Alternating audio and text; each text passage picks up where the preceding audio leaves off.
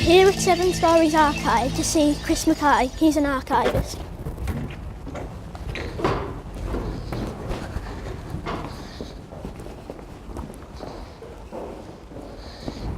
Hi. I'm Kris, I'm the archivist here at Seven Stories, and today we're going to have a look at some of the things that we collect in our archive and talk about the things that we use them for. Well, this is our store. This is where we keep all of the material that we collect. Has any of you been to Seven Stories before? No. Do you know what we do? No.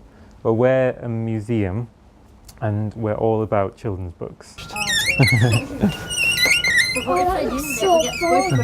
This is the Puffin book section. So this is all the published by Puffin over the years. So obviously they were a very big publisher and they published all sorts of different books for children.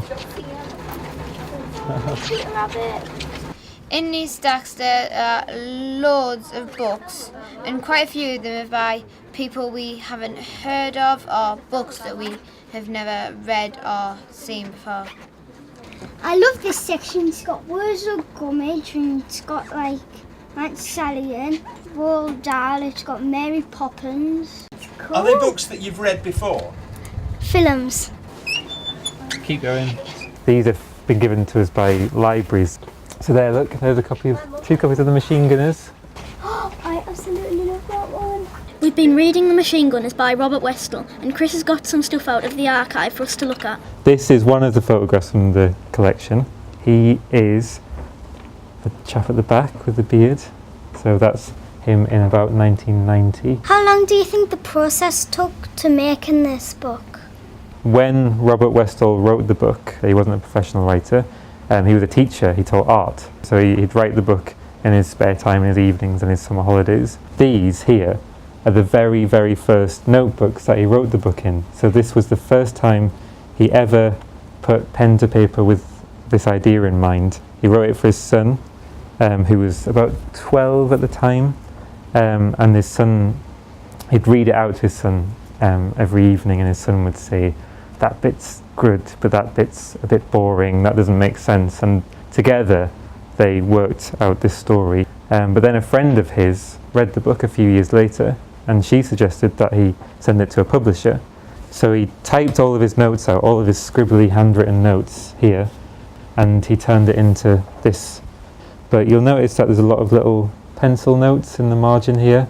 That's the editor who works for the publisher, and they make suggestions and they say, "Why don't you change this bit?" Is that a Japanese book?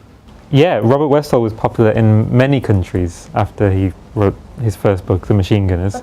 Did he write that himself in like Chinese? No, so this would have been published by a Japanese publisher, and they would have had people who would have translated the book into Japanese. What are these documents here? Because a lot of people liked it, the BBC decided to make a television programme based on the book. It was a 6-part drama for kids. This is Seven Stories Visitor Centre. This is where they use the stuff that we saw in the archive. So you have come to level 5 of the Moving Stories exhibition, and it's all about how initial ideas get translated from the brain to the page to the book to the film. These are lots of books that have been made into films. Do you recognise any?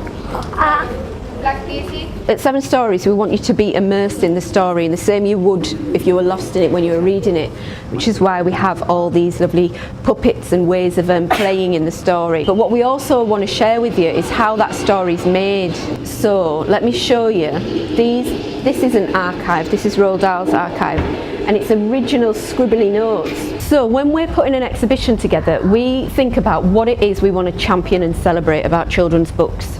And our curators then spend months and months searching and researching what archive and material might be available, what story it can tell, what it can help us learn about books and stories, but also what it can help us learn about the process of making books and stories. I think it's been very interesting at Seven Stories, and you can learn about how writers, they don't just start with one idea and then just write a story. They have like different drafts, then you cross it out and then you send it to editors, and they'll change it around themselves before it actually gets published.